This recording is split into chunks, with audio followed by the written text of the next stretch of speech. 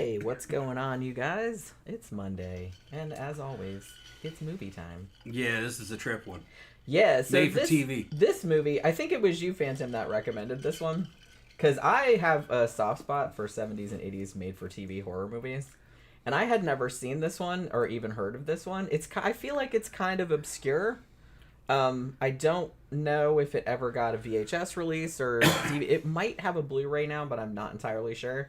But we watched it on YouTube. It's free on YouTube, but it's a shitty copy. It's obviously ripped from VHS, and it looks awful. Yeah, but you can understand it. But you can understand like what's going on. Yeah. Like, you know what I mean? Yeah, and this thing is definitely made for TV. You can tell where the commercials were supposed to be and everything. Yeah. It's not a bad flick though. It was a lot of fun. Yeah. We actually had a lot of fun with this. Which, I mean, we made a lot of smart ass comments about it too. But burning it up. That was like part of the fun. It's about this rock star who doesn't want to be called a rock star. He goes to stay in this house. It's this fantastic, real high tech looking mansion. It looks brand new for the 80s, at least early 80s.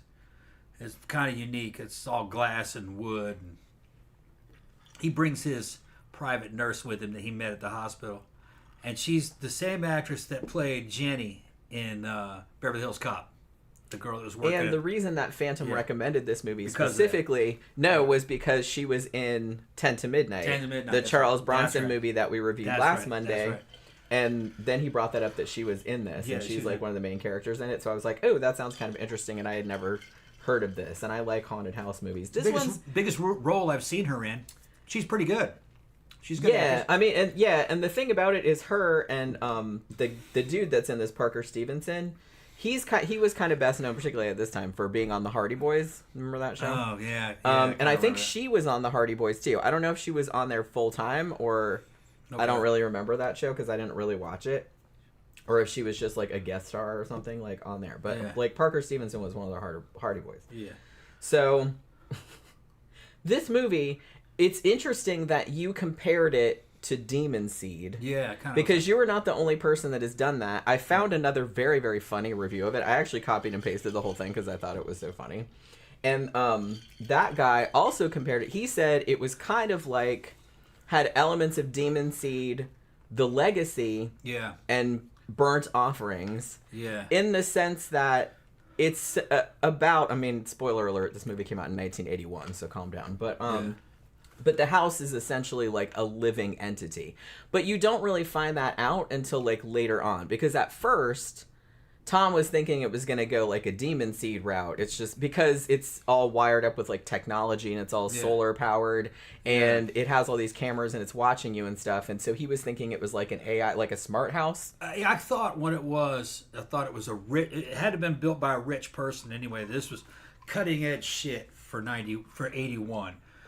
You can peep in and spy on. He had a security control room where you could peep in and spy on all your own rooms. They were all wired.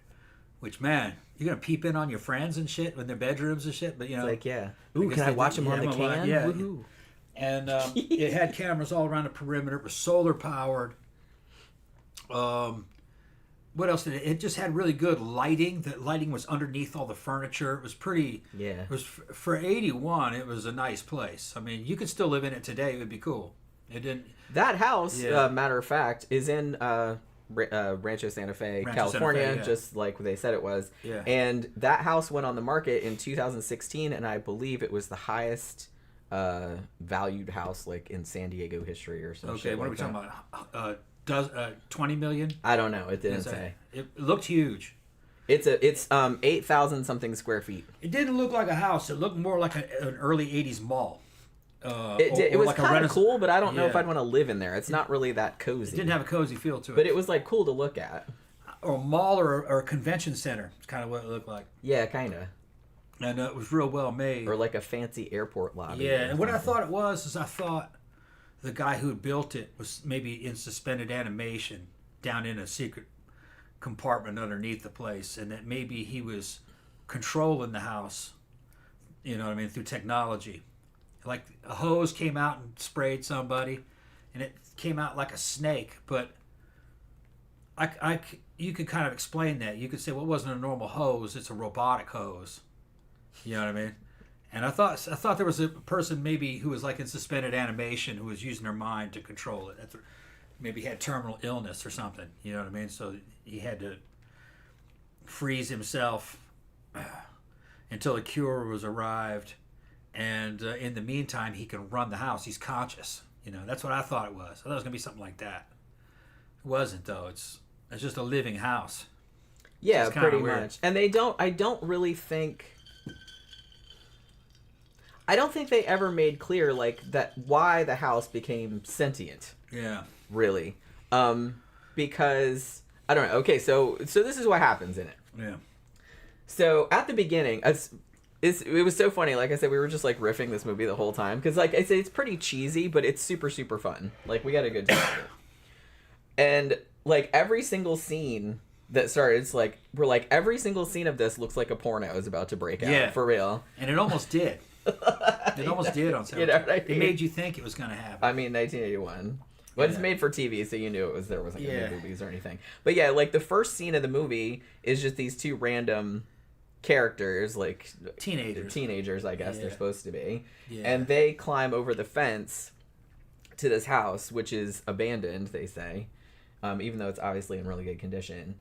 And, you know, they're obviously going to go, because we were making jokes, so they're going to go in the house and fuck. But that's exactly what they were going to do. That's exactly what they were going to do. Yeah. They were going to burst into, but they couldn't get in. So good writing. Good writing. That was our expectation. Yeah. They're like, ooh, we're going to go fuck in this abandoned house. And that was indeed what their plan was. Too bad this is made for TV. Because they had her dressed, she was all like early 80s skanky and everything. When she was dressed. Yeah. And then the funny thing, this is funny too. So, like, they couldn't get in the house.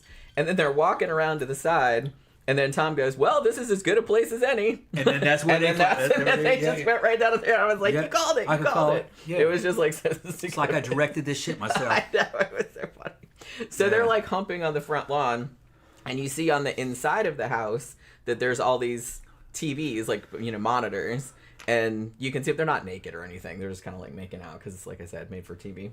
And so they're making out on the lawn. And then this hose comes out and it doesn't strangle him or nothing. It just like sprays him with water. Like, get up and along. You know what I mean? Watch it goes up her ass. That's what was, Tom's like, it'd be funny if it went up her booty. And I was just like, well, this is made for TV. I don't think that's going to happen. That's what they wanted you to think. They wanted you to think that. I said, and then they do a Christopher Walken. How dare you? Yeah, how dare you?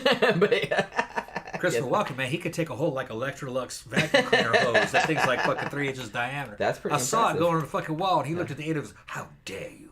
I mean, yeah. Yeah. Like I said, he liked it. Man. But Walken's no joke, man. Yeah. He's got control. But yeah.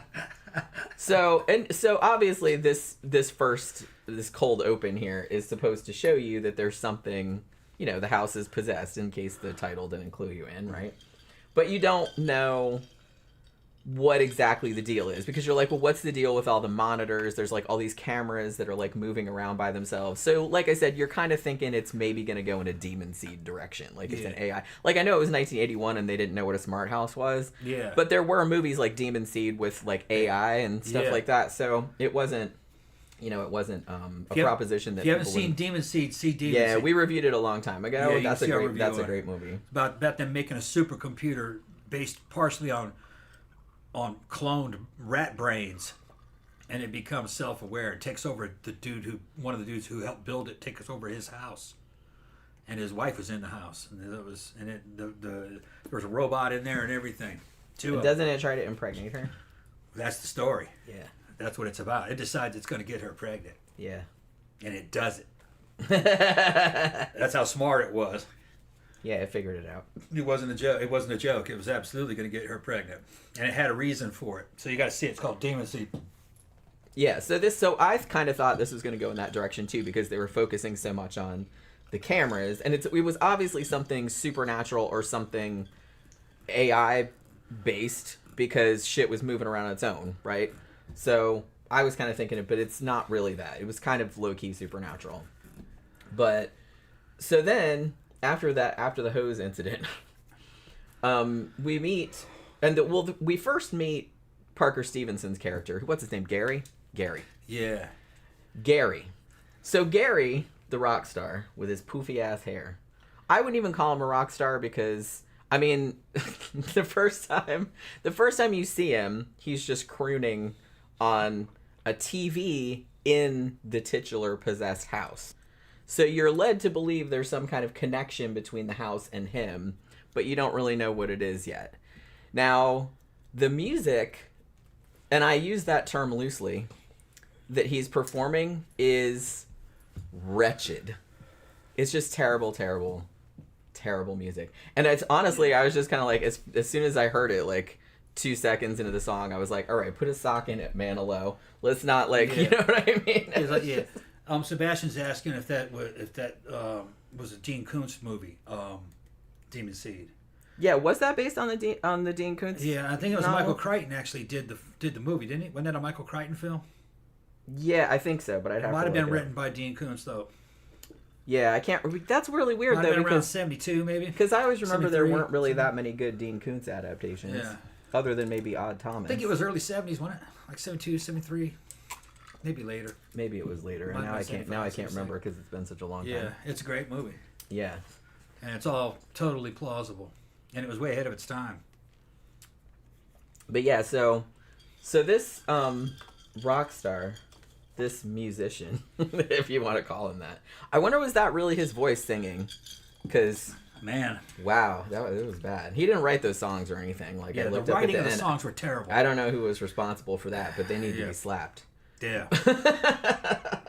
Yeah, his voice wasn't bad. It's just that what they had him singing, the material he was singing, fucking sucked. Yeah, and he's supposedly super, super famous, and so they show him B-rated. Yeah, they show him like at this kind of performance, I guess, and it's not huge, but he's just like in the middle of the floor, like on a stool. It's a nightclub. It's a nightclub, yeah. And there's all these women around going, ah, yeah. Like he's so awesome and everything, and he's got like his shirt unbuttoned down to here. Cause back in the day, nightclubs in the United States used to look more like restaurants, and they'd have a live show, and people would be sitting at tables, and people would fucking. Then they sometimes, the table arrangement is always different, and fucking the performers would walk around and sit in people's tables and shit while they were singing. Corny shit. Yeah. You drove to that shit in a personal luxury vehicle, Chrysler Cordoba or something, Corinthian leather. Yeah. Yeah, but those days are gone. But that's what this was, kind of like a nightclub, like a supper club. I think they used to call them back in the old days. Yeah, a bygone era. But so this guy's performing, and even though he's literally just sitting there singing, and it really doesn't seem all that stressful, he collapses. Now, I think they imply that maybe the house made that happen, like from afar. We don't know how far away he is from the house when this shit goes on. But obviously there's some kind of connection because the house keeps showing him on the TV inside the empty house. I thought I was in love with him. Well, it turns out it's not that. Yeah. But, yeah, that's kind of what it seemed like. It was trying to lure him there. Yeah. Because you're like, well, there was some kind of connection, and you're led to believe just from musical cues and the way they kind of edited it that the house made him collapse. Yeah. And so he ends up going to the hospital, and then Lisa Albacker is his nurse, and her name is Sheila. And again, when they first have their first interaction, we're like, oh my god, another porno is going to break out. Because, yeah. Because he's clearly not really that sick or anything like that, but she's... he's joking about massages and stuff. I'm like, oh, you want a hand job too? Jesus She Christ. was giving a rub down though on his back. And I'm just sitting there going, he's... she has other patients, She can't just hang out with you in here all day and you're fine. When you're a famous rock star, you could not only get the nurse to give you a back rub, you can get her to leave her job and come work for you. Yeah, and that's the thing. So when they release him to from the hospital, he takes her with him. Yeah, he's like, hey, I tell you what, why don't you blow this pop stand, and I'm going to go recuperate somewhere, and I want you to be my private nurse. I'm going to pay you all this money, and you can just take a leave of absence so you can come back to your job later or whatever. Yeah, Slim Pickens is in it. Oh, and Slim Pickens is in this as his agent. Yeah, he's ethnic as fuck. Well, when down here, don't always like that. You know how he is. Does he really talk like that, or was that I just don't fucking know. I'm from the South, and every single thing I've ever seen him in, he's been the same character. But maybe that's just maybe you guys could look it up. I can't really identify where in the South that accent comes from. It might be Texas, maybe. Yeah, I'm not real sure where Slim. I've never quite heard that. What's from? He's passed away. I don't know where he's from. But yeah, so he's in it too. He's not in it a huge amount, but no, he's a special guest star. Yeah, and they even know who he is. Yeah, they even called it that, like in the credits. So yeah, I mean, so he gets this private nurse, but the thing about it is that even though he's hired her as a nurse, from the jump, it seems like they're boyfriend girlfriend, like immediately. Yeah, you know what I mean? Which okay. But I don't know. It was just kind of strange. I wish there had been like a slightly more of a build up with that, but I mean, whatever. They don't have time to. He's got this other chick who's kind of like a semi groupie who keeps following around, showing up. Yeah. And she's like, "Is that your girlfriend?" He goes, "No," but she thinks she's my girlfriend, but she's not really.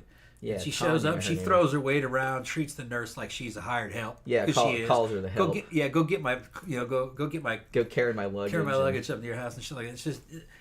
And it turns out the nurse asks the rock star guy, what is it you have going on with her? And he goes, well, nothing at the moment, but he's like, we used to have a thing. Yeah, he's just like, she's like a good friend of mine. She's like my best friend. She got me through a rough time, and I got her through some rough shit. It's that kind of stuff. But they weren't a thing. Even though the movie made it kind of seem like they were a thing, because then there was this whole thing where.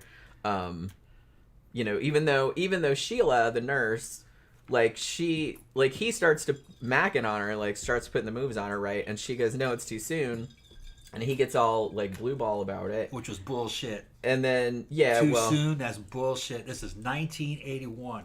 Okay? They've been together for at least 2 days.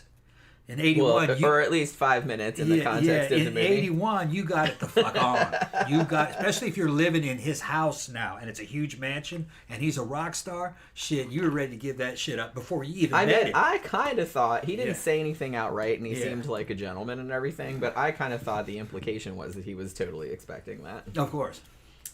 Yeah. Like when he hired her from the hospital. Yeah, he was hired. She was his personal nurse. Which to soothe his aching body. All parts of it.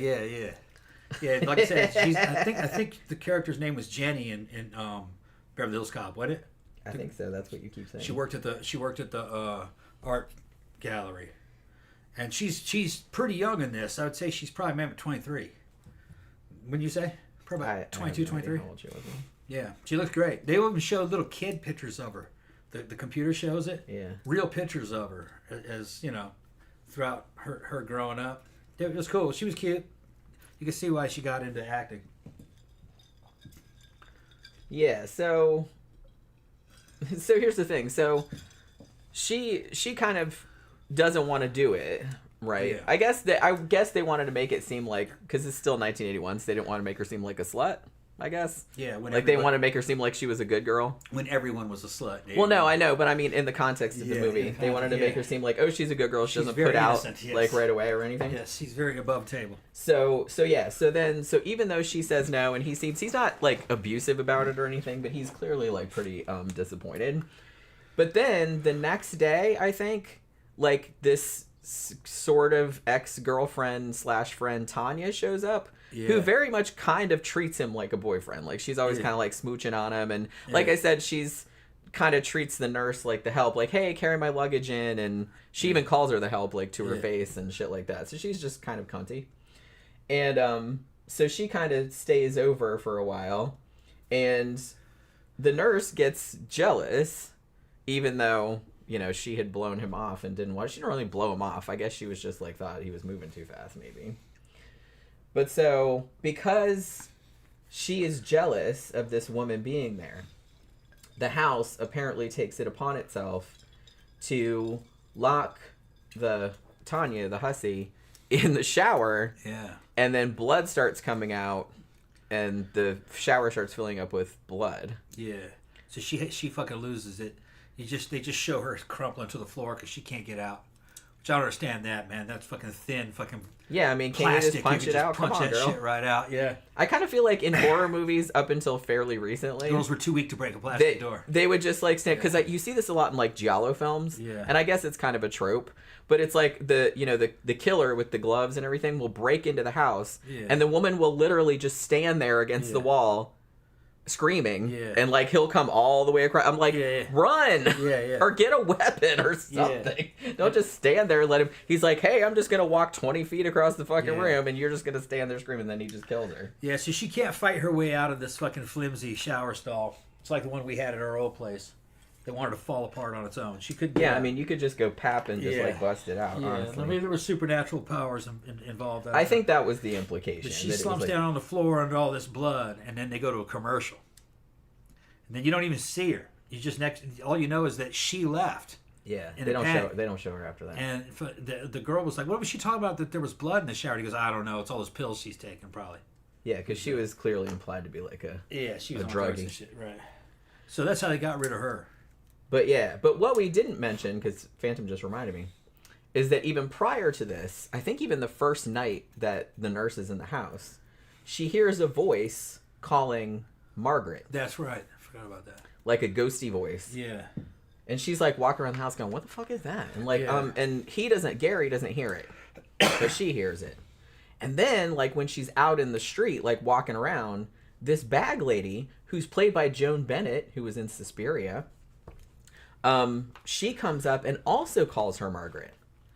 So at that point, you are pretty much figuring out that obviously Sheila has something to do with this house, even though she wasn't really the one that picked it, I guess. Like when they were going to rent a house, they were out looking and like a real estate agent showed it to them.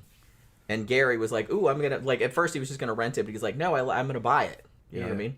Because he had millions of dollars. Somehow the house knew the future. Yeah. And latched itself onto the rock star guy even before the girl had even met him. And the house used the rock star guy as a means of buying the house and getting her back there. The girl back in there. Because as you discover, you find out she's actually the one that the house wants. Yeah. Because, and you figure that out probably about halfway through the movie, because after her and Gary actually kind of hook up and become a thing, she admits that, because she had told him some stuff about her past and everything, but she'd seemed kind of sketchy, like shady about it. And she admits to him, she's like, well, I kind of lied about that. She's like, really, I don't remember the first 7 years of my life. The cops found me just like wandering around, and I was put in an orphanage or a foster home or whatever. So she doesn't remember anything from her childhood.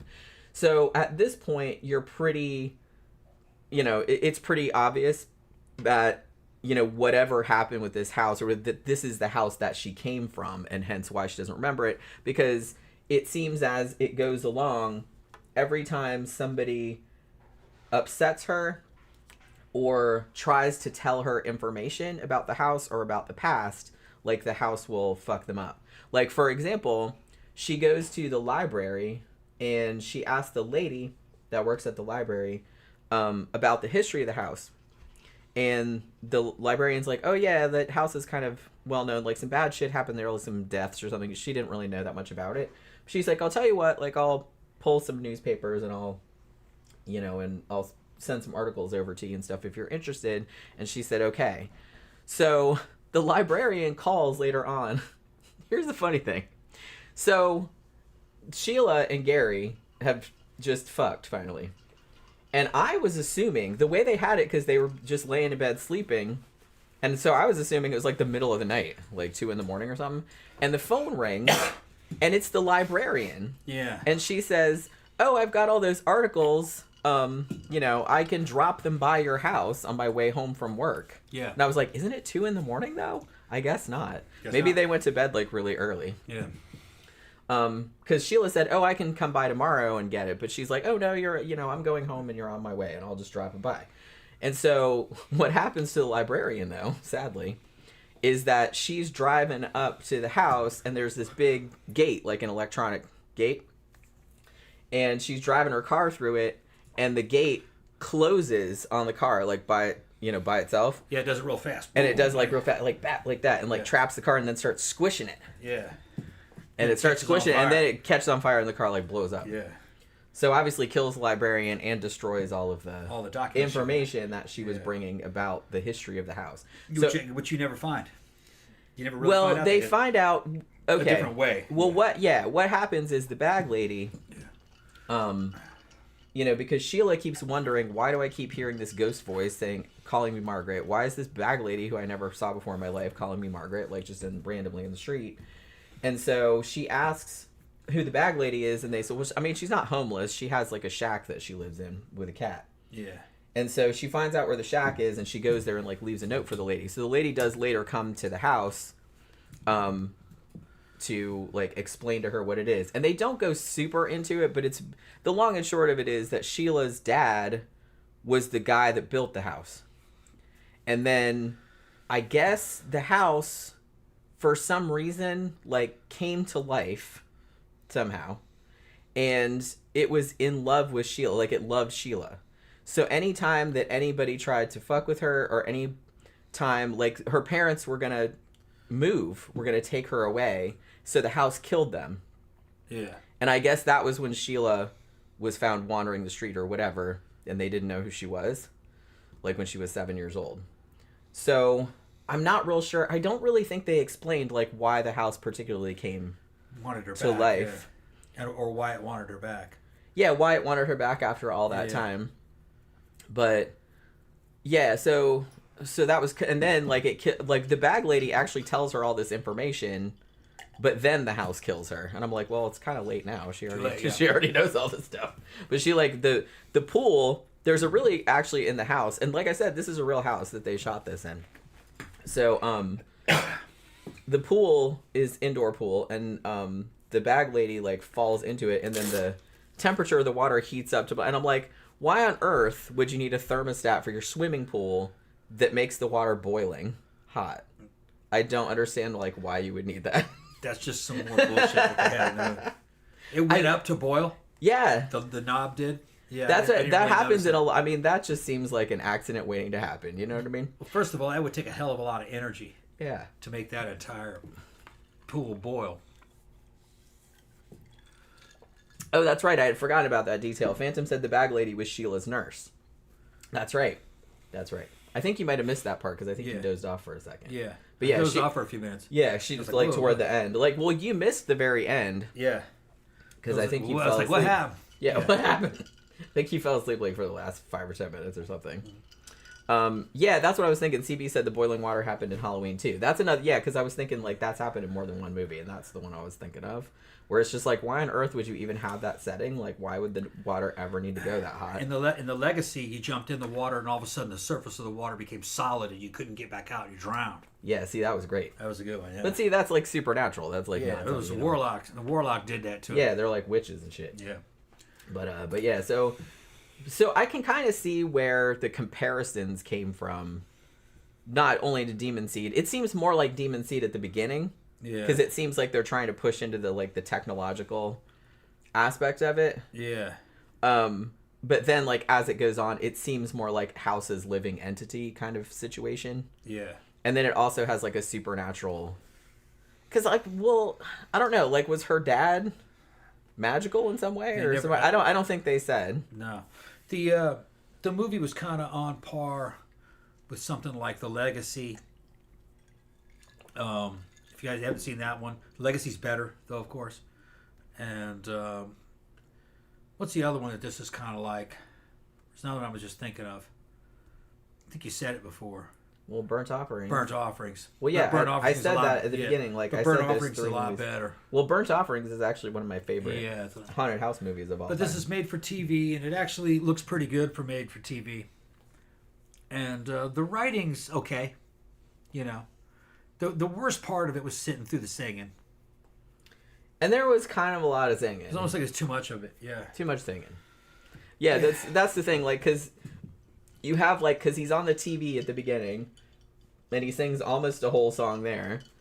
And then they show him at the nightclub, and he's kind of interacting with the audience, and he kind of sings another part of song there before he thankfully collapses and shuts his mouth. He probably gets 1/3 the way through that song. Yeah.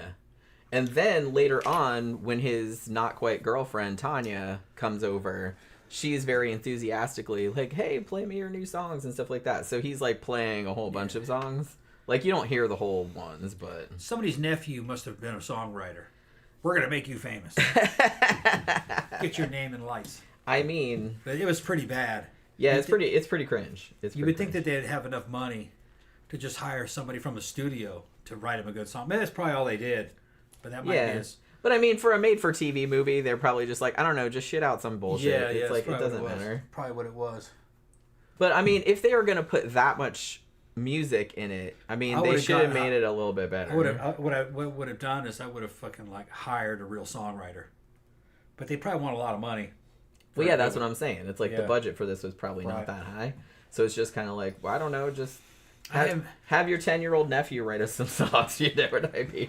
What you could have done is gotten an actual famous artist and fucking dubbed his voice.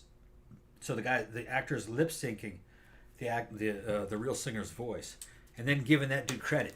You know what I mean? Right. Like hire Barry Manilow. And see, and then you could promote the fucking movie. You could say Barry Manilow's, contributed. He's in it. That kind of shit. Yeah, he sang some of the songs. He sang some of the songs. Yeah, That review that they're trying to make him Barry Manilow, I think. Yeah, he was kind of because they said or like Neil Diamond but not Diamond. as good as that. Yeah, it was like way lamer. Soft rock. Yeah. Well, I think at even one point, I think when one of the cops comes over, you're right. After the librarian gets killed in a horrible way, like this distrustful cop comes over, and because Gary is a quote-unquote rock star, they're like, "What are you guys partying all up in here with all the drugs and whatnot?" And there's a huge plot point. Well, it's not a huge plot point, but they bring it up multiple times that Gary's like super straight, like he doesn't do any drugs or anything. He's straight edge, man. Yeah. Just like he doesn't drink. The dudes from Minor Threat. Yeah, well, no, he does because he drinks the brandy at one point. Brandy, but he doesn't take any drugs. So I'm like, so you're not entirely straight because you still drink alcohol. So that's not straight edge. So that's some bullshit. Yeah, but they said, so aren't you a rock star? And he goes, it's not really rock. That's what he said. And then the guy said something like, is it gospel or something like that? And he's like, no. And he's like, well, then it's rock. Yeah, so shall I. No, I was saying that the review that I read of this earlier, they said that that his songs rock so hard it makes Pablo Cruz sound like Slayer, which I thought was very funny. But yeah, it didn't age well. The music didn't age well. It really didn't. It's just kind of, I mean, but it's fun in its own way, but it is very, very cringy. That shit wasn't even good in 81. No. I mean, there was some great fucking music came out in 81. So what's their excuse? That was the music your mom was listening to in 77. That's what that shit was based on. Written poorly though. It was like subpar Air Supply. It was like it was that kind of stuff. Yeah. Kind of reminded me of that, but like many times worse. And it's like Captain and Tennille without Tennille. And she was the only one that sang. That'd be funny. Oh my god. Also, we forgot to mention too, because Phantom brought this up earlier. He said, "Well, how did Slim Pickens, the manager, because he gets killed too?" Yeah, he gets killed off-site. He gets killed because he took the mirror. No, that wasn't why. He got killed because he was setting up a European tour for Gary, and Gary was going to take her with him. Yeah, but he had the mirror with him. Yeah. But that was how the house could kill him because he didn't come to the house, but he took the house the mirror because it was broken. Yeah. And he took it back to his own house. And I guess everything that was in the house has like power of ghost or whatever it is. Because somebody mentioned that in the comments. How could he have killed that guy? He wasn't in the house. He had the mirror. Yeah, he took the mirror to get it fixed. Yeah. And like, so the mirror just busted open. Shattered and came at him and fucking stabbed him. It was almost kind of like something out of The Exorcist where that pane of glass fucking cut that dude's head off. I think they were trying to do a scene like that. What, like The Omen? The Omen, I meant, yeah. The Omen, where that pane of glass came off the back of that truck. And cut off David Warner's head. Yeah, I think they wanted something like that. That used to freak me out so bad when I was a kid. Yeah. The first time I saw that, I was like, oh my god, it was so scary. Because I could think, man, that could really happen. That's right, that was Omen. That was an Exorcist. Yeah, that was The Omen. In The Exorcist, the priest got stabbed by the damn weather vane. Yeah, it came down and like impaled him. Right, yeah. But yeah, so, and then Phantom said that mirror was a totally different mirror. I will give you that. It was a totally different mirror. But see, I think that was because, although, see, they could have done this better because the mirror that was in the house didn't look like it was a full-length mirror to me. It looked like one that like sat on a dresser. Sat on the back of a dresser, right? But then the one that was in Slim Pickens' house looked like a full-length mirror, and I guess that was just for the special effect because they had to have a thing like behind it so they could blow all the glass out. Yeah.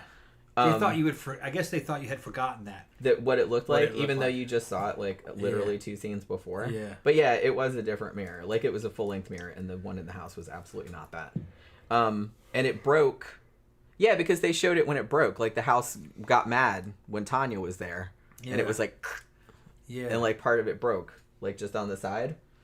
But then when they showed it later, it was cracked all the way across, which wasn't how.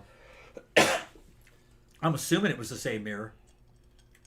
It only makes sense in the story if it's the same mirror. Well, yeah, because it had to be from the house. Yeah, they just used 2 different mirrors. 2 different mirrors, like I said, probably for the special effects kind of thing. They had a scene in this too. I don't know if you were awake when this was happening, but where there's like a brick inset like over the mantle, like the fireplace mantle, and it breathed like in and out. And I said, "Oh, they got that from The Haunting, like from 1963." With the door like breathing in and out. Yeah. It looked much better in The Haunting, by the way. What happened is that they filmed the one scene first in the bedroom where it showed the low mirror. And then later when they went to go make that special effect, they couldn't get that mirror. For some reason. And they just had another mirror and they used that one. Or the special effects team were like, no, we needed more space to work with. Right. We need it to be a full-length mirror. And they're like, but it's not a full-length mirror. Yeah. And they're like, yeah, but nobody will notice. Something to do with editing and fucking special effects. I mean, by the time they implied that was the same mirror. Well, like you said, in the context of the story, it would have to be the same mirror because otherwise that wouldn't make any sense. I mean, they made a big thing about the mirror's broken. I'm going to take it. I know this guy that can fix it because it was an antique. And so, I mean, otherwise the house wouldn't have been able to get him, I wouldn't think. But it was just because he had that piece of the house. That's really weird, because I reviewed another movie. What the fuck was the name of that thing? I reviewed another movie like a few months ago, and almost the same thing happened where like somebody brought a mirror from a house and the mirror would like did all kind of shit. And like even pieces of the mirror had like the demon or the ghost or whatever in it.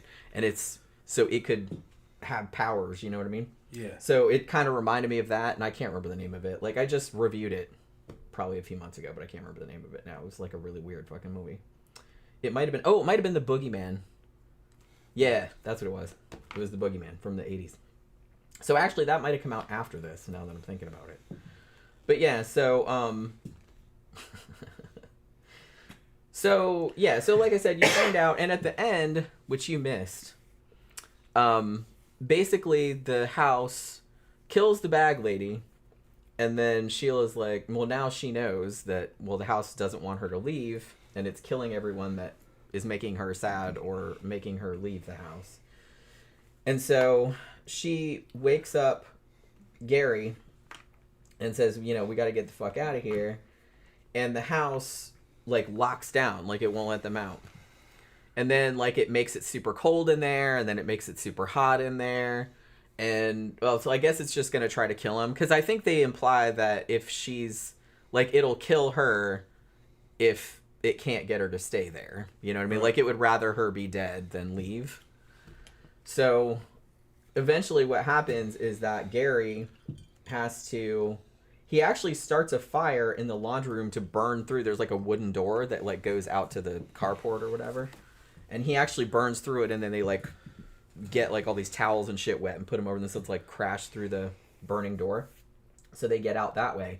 So the house actually starts to burn down, but then when they're outside, like the gates close obviously and they can't get them open, and then like it's not a hose, or maybe it's the hose, I can't remember if it's the same hose from beginning, it's like it looks like a different place, but it comes out and like wraps around Gary and is like strangling him and shit. Like, and he's laying there on the driveway, like, he's all, you know what I mean? And she's, like, yelling at the house, like, telling it, if you love me, you have to let me go, and all this other kind of stuff. And eventually she starts, like, yelling at it, and it lets him go. And then the house burns down. So it opens the gate, like, okay. It killed itself. Yeah, so it's that. So, like I said, it's actually kind of a cool idea for a story, because I didn't really know where it was going. Like I said, I thought it was going to go like in a more technological direction at first because they focused so much on all the cameras and like the TVs and stuff being on the TVs and stuff. But then it just kind of goes in essentially like a straight up supernatural direction. I mean, you're just led to believe that the house is, it's not a ghost, really. It's not a ghost. The house is just alive. Yeah. Somehow. And it's never explained. Yeah, it's not, but maybe that's better. I mean, maybe it's better if they don't explain it, because like if you give too much explanation, then it's stupid. Yeah. So just kind of leave it. But yeah, so the house is essentially alive, and it loves her, and it doesn't want her to leave. So I don't know why it waited so long for her to come back, but it apparently manipulated events and can manipulate events from afar, because I'm guessing that the house made him collapse and then made him go to the hospital where he met the nurse, and then he ends up buying the house with her and stuff like that. So the house is actually like pretty powerful, you're led to think, because it could do shit from far away. Yeah, so is it a good movie? Not really. Not really, but... No. But for made for TV, you wouldn't pay. You're not paying for it. And you're not paying for it when you watch it free on YouTube.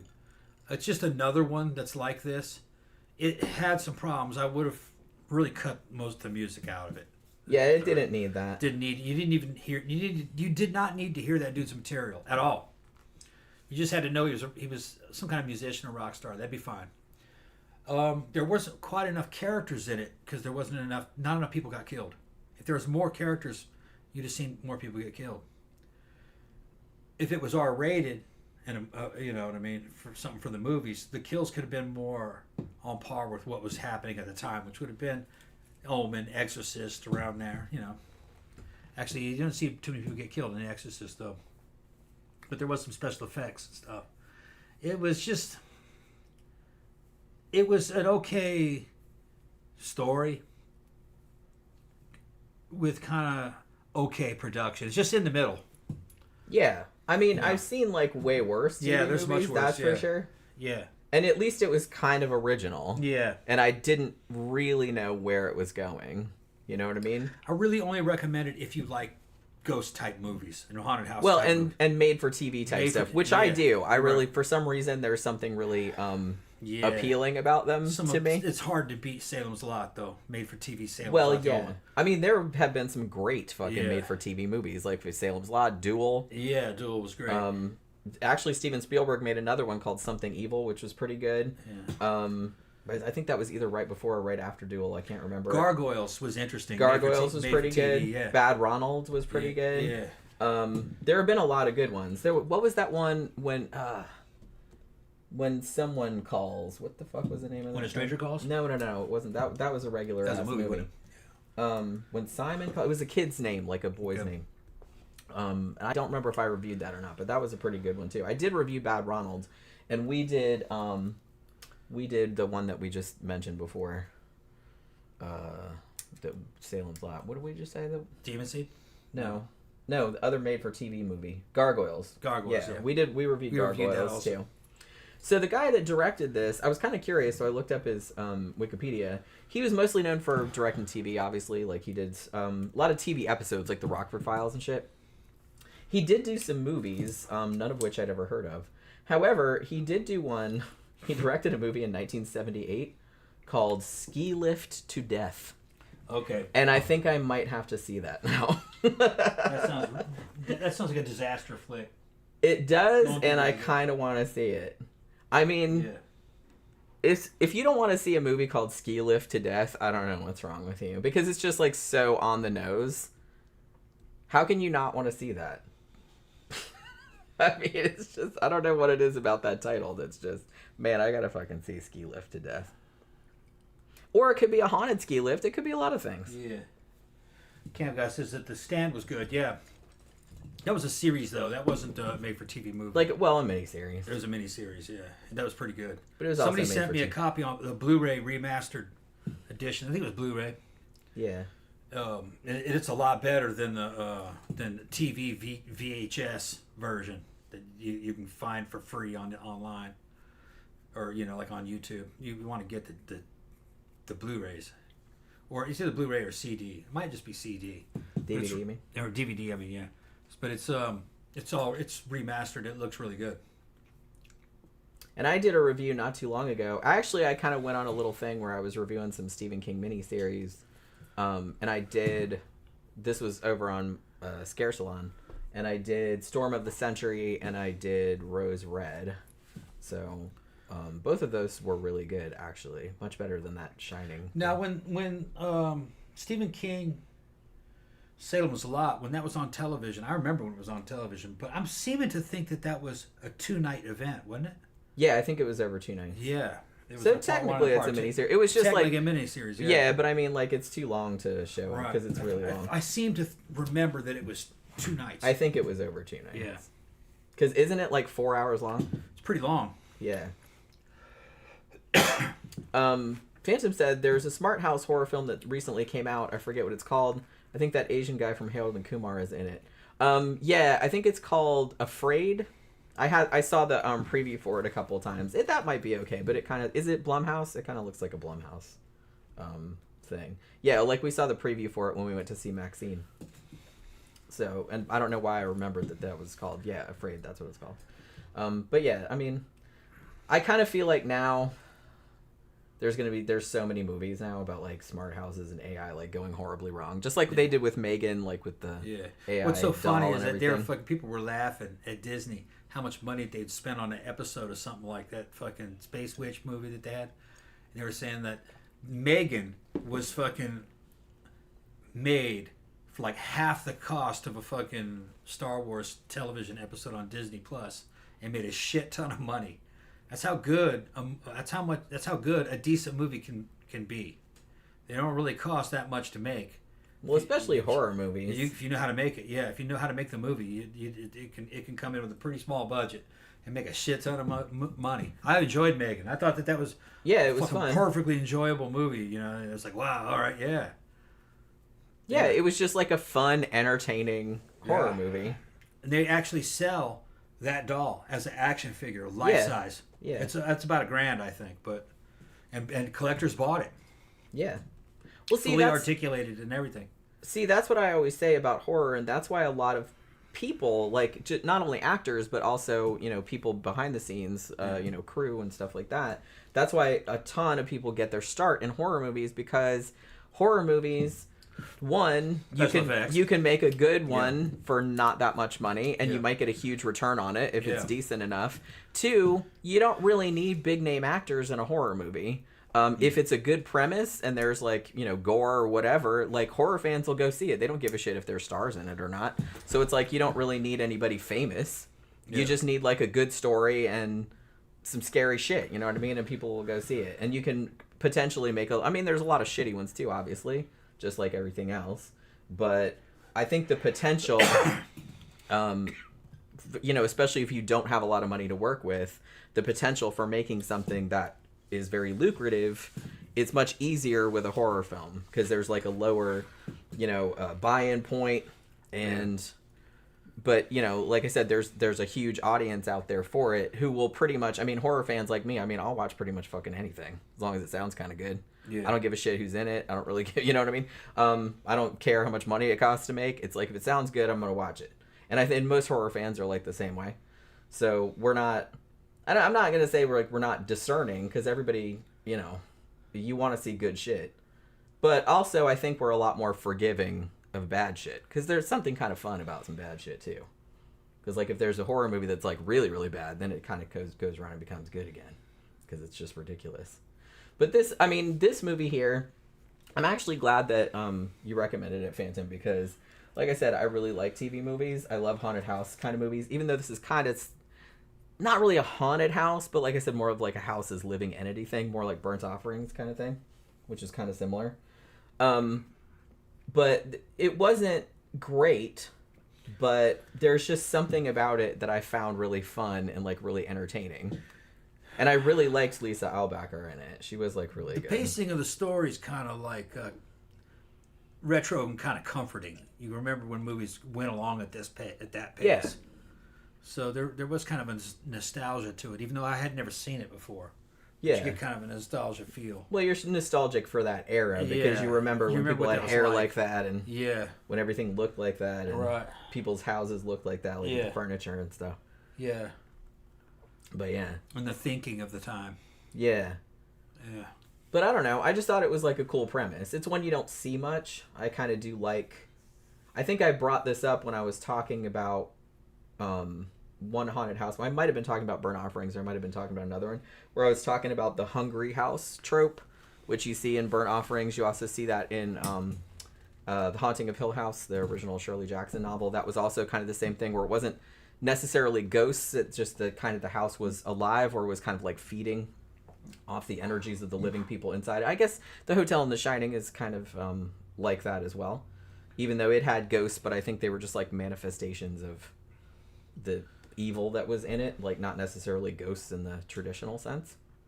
But so this kind of played with that idea with also a little bit of the technological thing on it, which I thought was kind of interesting, and maybe you didn't see as much. So yeah, I mean, I don't even know if you can really get hold of this on any kind of physical medium. I thought when I searched it that it said something about a Blu-ray, but I didn't click on it, so I don't know if there is actually a Blu-ray. I'd be surprised if there was. I don't even know if this got VHS or anything like that back in the day. I would doubt it. I doubt it too. 'Cause I don't really think, like, made-for-TV movies, unless they were really, really popular, I feel like they didn't usually get VHS releases. They were just kind of throwaway. Yeah, this thing was instantly forgotten, I'm sure. Yeah, and like hardly anybody talks about it. Yeah, I was around in 81. I never even heard of this. No, and like I said, I'm kind of into Yeah. TV movies from this era, and I had never heard of this one either. But sometimes, like I said, you stumble across a good one. It was just kind of like when I kind of stumbled across that made-for-TV movie, The Strange Possession of Mrs. Oliver, that had Karen Black in it. Mm-hmm. I had never heard of that either, but that turned out to be great. That was kind of more... It wasn't haunted house. That was kind of more like a... It wasn't even really supernatural. That was a weird fucking movie, but I really, really dug it. And I think Richard Matheson might have written it for the screen, too. Or he directed it or something. I can't remember. But yeah, so that was good, too, if you haven't seen that. I think I did a review of it a long time ago. All right, so are you ready to wrap it up sleepy for this evening? Holy crap. Oh, yeah, you've been doing... I've been working all day. You've been yard work. In the heat, yeah. Made a whole garden. He did the front garden today. Yeah. Out in, like, the fucking million-degree heat. That. Well, all those drugs that you're on, be like making you like even hotter. Yeah. So you had to keep coming inside, like in the air conditioner, going. It's hot out there. It's like it's really hot out there. Hot and the humidity's 100%, man. Yeah, it's terrible. August, it's the worst. I mean, it's gonna start cooling off at night and in the mornings. Yeah. Maybe kind of soon, but not soon enough. Honestly, can't wait for summer to be over. Yeah. But yeah, thanks everybody for dropping by, and like I said, thanks again, Phantom, for recommending this movie, because I probably wouldn't have watched it otherwise, and I actually quite enjoyed it. So we'll be back on Wednesday night for our regular show. The thing that won in the poll was famous psychics. So we're going to be talking about Jean Dixon, going to be talking about Sylvia Brown, maybe do a little bit about Miss Cleo. Kind of wanted to talk a little bit maybe about Allison Dubois as well, who the show The Medium was based on, or just Medium it was called, with Patricia Arquette. So we might talk about her as well, and mostly kind of focus on all the predictions that they made that were wrong, because that's like super amusing to me. So yeah, so hopefully you guys can join us for that. And again, thanks for dropping by. We will see you guys again on Wednesday. Good night.